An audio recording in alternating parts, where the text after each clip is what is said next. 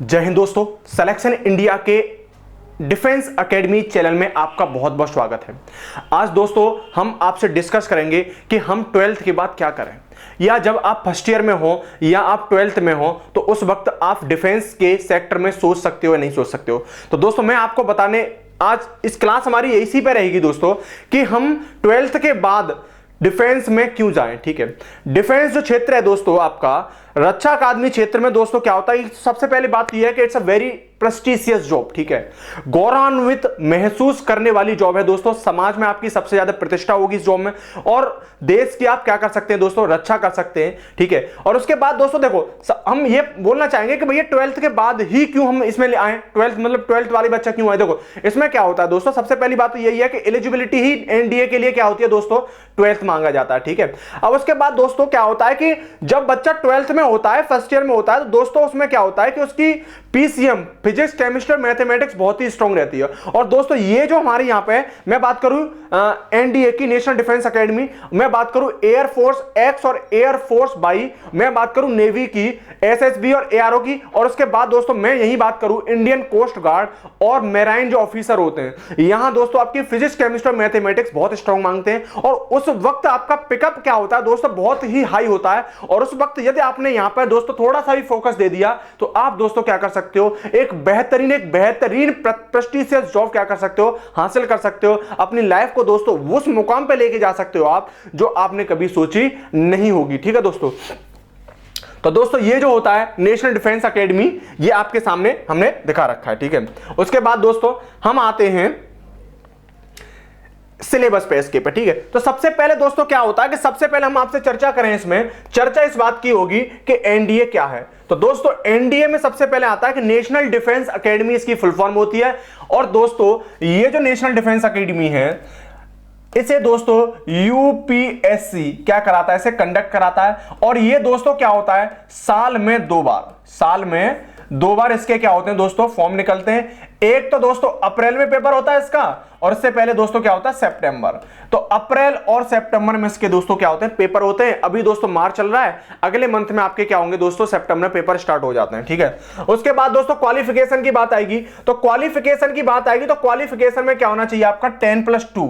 ठीक है, कैंडिडेट के दोस्तों मिनिमम 60% मार्क्स होने चाहिए 12th में। और दूसरी कंडीशन क्या होनी चाहिए दोस्तों, ये जो कैंडिडेट है वो दोस्तों क्या होना चाहिए, अनमैरिड होना चाहिए। क्या होना चाहिए दोस्तों, अनमैरिड होना चाहिए, शादीशुदा नहीं होना चाहिए। उसके बाद कंडक्ट की बात करें तो इसे दोस्तों मैं अभी बता चुका हूं, इसे यूपीएससी कंडक्ट कराती है, जिसे बोलते हैं यूनियन पब्लिक सर्विस कमीशन। ठीक है, उसके बाद एज लिमिट की बात करेंगे तो एज लिमिट दोस्तों क्या होती है यहां पे कि जो बच्चा जो होता है दोस्तों 16.5 साल से लेकर के 19 वर्ष तक का होना चाहिए। ठीक है, तो मिनिमम एज 16.5 वर्ष, और दोस्तों मैक्सिमम जो एज होती है वो कितनी होती है आपकी, 19 वर्ष होती है। क्या बात क्लियर हुई। एग्जाम पैटर्न की अगर हम बात करें तो दोस्तों एग्जाम पैटर्न जो आपका होता है, इसमें 2 पेपर होते हैं। पेपर नंबर 1 दोस्तों, इसमें 120 क्वेश्चन आते हैं आपके। और दोस्तों ये पूरा का पूरा एक पेपर किसका होता है दोस्तों, मैथमेटिक्स का होता है। और इस मैथमेटिक्स को दोस्तों कौन कराएगा, मैं कराऊंगा, भावेश सर कराएंगे। से आईआईटी से बीटेक कर चुके हैं दोस्तों ये, और बेहद ही इंटरेस्ट के साथ आपको मैथ पढ़ाएंगे। आपको पता नहीं लगेगा कि आपने फर्स्ट ईयर और 12th में क्या पढ़ा था, एकदम क्लियर बेसिक तरीके से आपको कराएंगे। और उसके बाद आपको इन्हें बताने की तो दोस्तों जरूरत ही नहीं होगी, विष्णु यादव सर आप इन पे फिजिक्स पढ़ी चुके हो दोस्तों, अपने मतलब क्षेत्र में क्या महारत हासिल है। और उसके बाद ये जो गोविंद सर हैं दोस्तों, ये गोविंद सर क्या है दोस्तों, आपको जीएस और केमिस्ट्री पढ़ाएंगे। ये भी अपने क्षेत्र में माने जाने क्या है, हस्ती माने जाते हैं दोस्तों। इन्हें भी कई क्या दोस्तों अच्छा खासा एक्सपीरियंस है। और उसके बाद हमारे शिवम सर हैं दोस्तों, आपको करंट अफेयर्स कराएंगे। ठीक है, डेली वाइज आपको जो भी करंट आता है, इसमें दोस्तों करंट का भी अपना एक रोल होता है। ठीक है, उसके बाद दोस्तों सिलेबस की अगर बात करेंगे तो सिलेबस हम क्या करेंगे दोस्तों, इसमें डिस्कस करेंगे।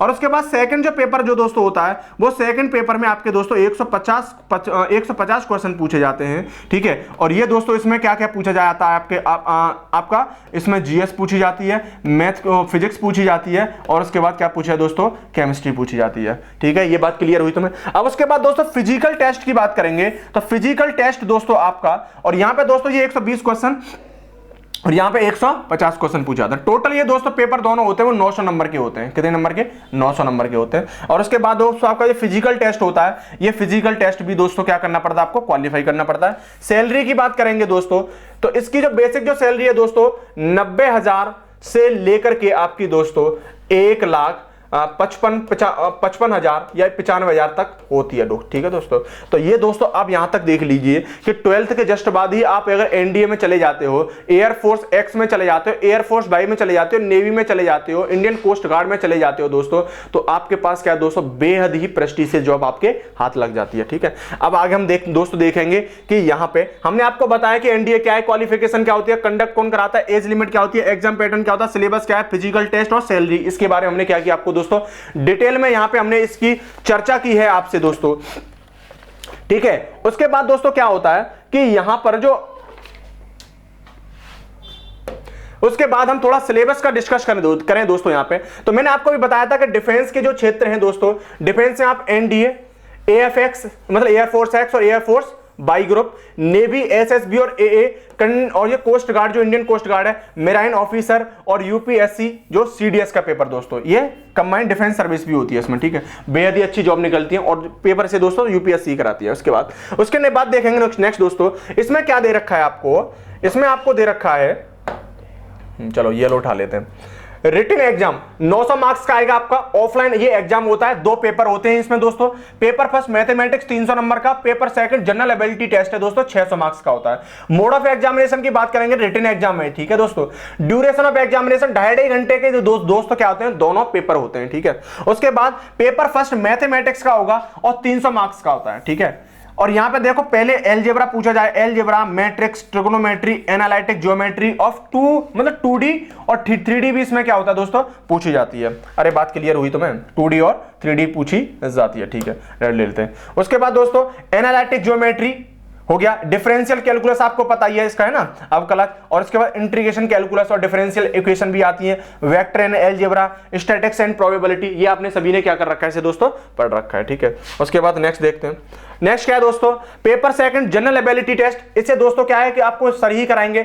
इसमें पार्ट ए, इसमें इंग्लिश भी होती है दोस्तों, तो इंग्लिश में भी क्या होता है दोस्तों, यहां से क्वेश्चन आपके पूछे जाते हैं। पार्ट बी में जनरल नॉलेज आती है आपको। ठीक है, जनरल नॉलेज के बाद सेक्शन में देखो फिजिक्स है, आपको विष्णु यादव सर पढ़ाएंगे इसे फिजिक्स को। ठीक है, उसके बाद सेक्शन बी में केमिस्ट्री है, इसे गोविंद सर आपको पढ़ाएंगे।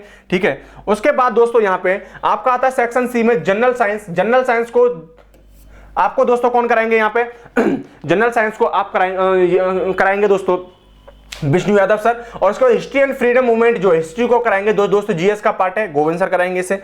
और उसके बाद दोस्तों नेक्स्ट लेके चलते हैं हम इसे। नेक्स्ट में क्या है आपका कि ज्योग्राफी भी गोविंद सर कराएंगे क्योंकि ये जीएस का पार्ट है। और करंट इवेंट्स को आप कौन कराएंगे दोस्तों, ये इसे कराएंगे आपके शिवम सर।